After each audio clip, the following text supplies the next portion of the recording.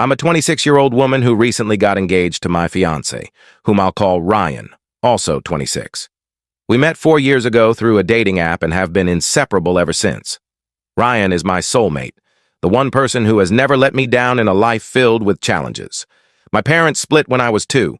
My father walked away without looking back, sending child support, but never checking on me. My mother, now 48, wasn't exactly a stellar parent. When I was young, she was more interested in her social life than raising me. Nannies and babysitters practically brought me up. As I grew older, my mother, still young herself, prioritized socializing over parenting. She was a vibrant socialite who had little time for me. As a freelance artist, she earned decent money, but the child support covered my needs, so she didn't have to focus on me. Honestly, without that financial support, I suspect she would have pushed me out much earlier. She never seemed truly invested in me, almost as if she was waiting for me to grow up and leave. When I was 13, she started dating my stepfather, Tom, now 50. Tom has a daughter my age, whom I'll call Lisa. When my mother first brought Tom and Lisa to meet me, she stressed that I needed to be on my best behavior, which was unusual. She'd introduced boyfriends before, but never cared about my actions. Usually, she'd just warn me about guests, signaling me to stay in my room until they left. This time, it felt like she was serious about Tom. The first meeting with Tom and Lisa was pleasant enough. They were polite, and I had no clue about the storm that was coming. Soon, Tom started visiting more often, and it felt like he and Lisa were practically living with us. I didn't mind. It didn't disrupt my life, so I let it be. Lisa split her time between our house and her mother's, and initially everyone either ignored me or was cordial. I was okay with that since I didn't care much for them, especially given my strained relationship with my mother. All I wanted was my peace. But then, my mother and Tom decided to make their relationship permanent and move in together. That's when my mother dropped a bombshell. I'd have to share my bedroom with Lisa. I flat out refused. My room was my sanctuary, the one place in the house where I had control.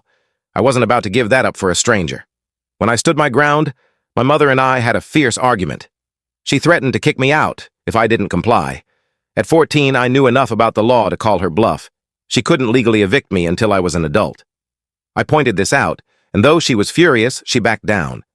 Instead, she turned the basement into Lisa's room. It wasn't a bad space. My mother worked hard to make it comfortable and stylish, comparable to any room in the house. I didn't see the issue, but for some reason, Lisa took it personally. It might have been because during a house tour on the day they moved in, my mother announced to everyone that Lisa was in the basement because I refused to share my room. I couldn't fathom why she'd say that. Maybe she wanted to guilt-trip me, or perhaps she just loved stirring drama. Whatever the reason, it set Lisa against me. From then on, she treated me like an enemy. Lisa spent half her time at her mother's, but when she was at our house, she made my life miserable. She was vicious, hurling cruel insults at me to my face. Once, she sneered that my father probably left because of me, then laughed like it was a joke. She mocked my weight, as I was a bit heavy back then, and ridiculed me at school with her clique of mean girls. Before, she and her friends had ignored me, which I preferred. Now she made it her mission to torment me. The worst part? I hadn't done anything to her. Her grudge stemmed from my refusal to share my room, a petty reason to try to ruin my life. My room was my haven, especially with a mother like mine, and I don't think anyone could fault me for wanting my own space. If Lisa or anyone else had tried to build a relationship with me, I might have considered sharing, but she was a stranger, and I wasn't comfortable sacrificing my privacy. I never bothered complaining to my mother or Tom. They knew how Lisa treated me and didn't care. I could have been bullied forever, and they'd still look the other way. So I endured it, occasionally fighting back. But that only made things worse. Our parents would step in and I'd end up grounded because they favored Lisa. She'd fake tears to escape trouble, while I, unable to manipulate like her, took the blame. They'd tell me to treat her like a sister, but she faced no consequences. It was a wretched environment to grow up in, and I loathed my life. So when I was kicked out around my 18th birthday, I felt more relieved than heartbroken. For years, I'd dealt with Lisa's cruelty and my parents' indifference, which only worsened over time. Lisa turned our entire high school against me, leaving me with just a handful of friends. My mental health suffered, and I turned to binge eating, gaining weight that affected my appearance. Acne and bad hair didn't help, and I struggled to keep my grades up. To everyone, I looked like a failure. Home was no better. My mother grew more hostile, constantly comparing me to Lisa, who had made my life hell. Before Tom, things were bad, but after their marriage, it was unbearable. My mother went from neglecting me to actively belittling me, and it felt like living with bullies at home. It was clear Lisa was the daughter my mother wanted, while I was a disappointment. Tom was indifferent, and my mother and Lisa openly wished I'd leave. I wanted out too, but with no other family and no contact with my father or grandparents, I had nowhere to go.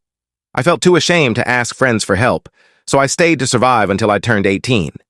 Then, just before my birthday, everything fell apart. It was a weekend I'll never forget, one of the most traumatic days of my life. Lisa had started hanging out with a new crowd, including her friend's older brother, a college senior she was dating. She and her friend spent time with his older friends, and I knew she was drinking and likely using drugs. I wasn't into that scene. My lack of cool friends and my struggles with weight and school kept me far from it. I never told our parents, knowing it would backfire. That day, I must have left my room unlocked before showering. Suddenly, my mother was pounding on the bathroom door, screaming for me to come out. I rushed to dress and found her, Tom, and Lisa in my room looking grim. My mother pulled out empty beer bottles and a large bag of weed from under my bed. They weren't mine, but I knew Lisa had planted them. My mother and Tom went ballistic, yelling that I was a disgrace, accusing me of eating all their food, wasting their money, and having no future. I tried explaining that the items weren't mine and suggested Lisa set me up, but my mother wouldn't hear it. She exploded, saying I was jealous of Lisa and would never match her. She called me a liar for trying to shift blame. I was sobbing, but she didn't care. Eventually, she told me to leave, saying she didn't care where I went. She was done with me. When I asked where I'd go, she threatened to call the police, claiming that since I was nearly 18, they'd take the drug accusations seriously. She called me an addict, draining her resources, and said she was tired of pretending we were a family. I begged to stay, explaining I had nowhere to go and no money, but she was unmoved. Tom and Lisa acted like nothing was happening, going about their day. After hours of pleading, I started packing, choosing the streets over arrest. By evening, I left without a goodbye, and no one stopped me. I sat in a park for hours, but it got cold, so I went to my friend Sarah's house.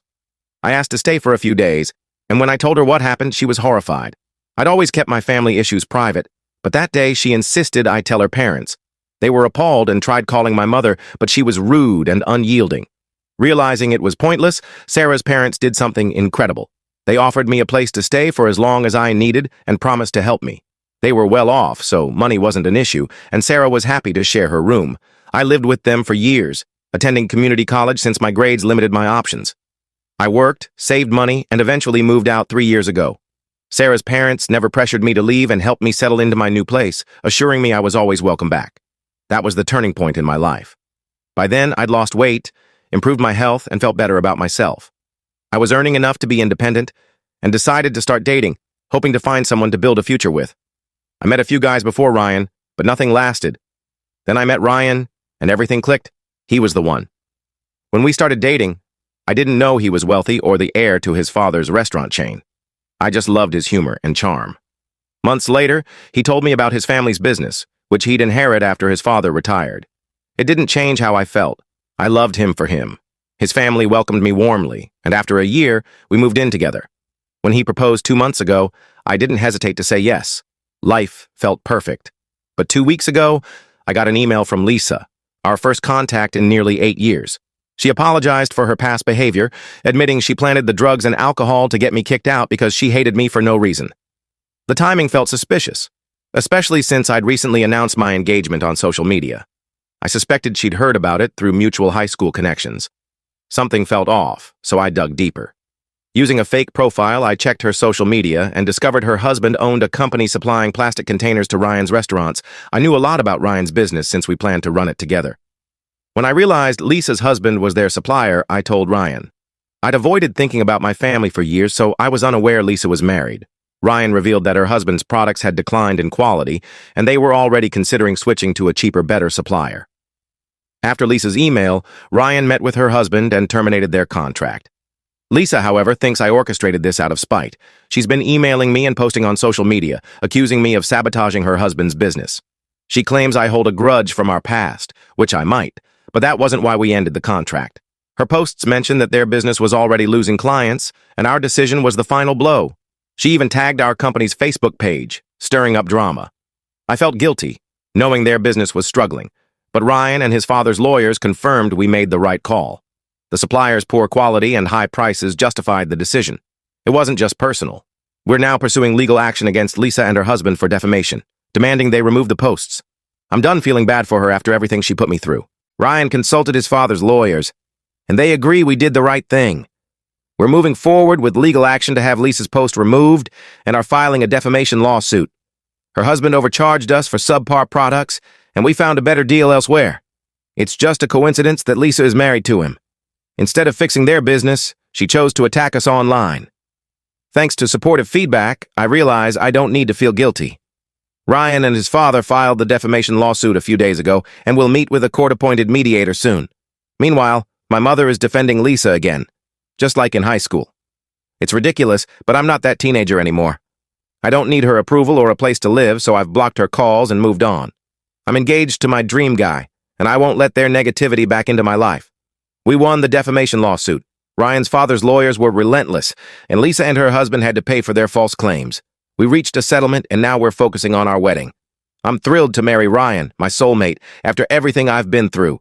I've waited a long time to find someone like him, and now that I have him, I'll never let go. Thank you all for your support.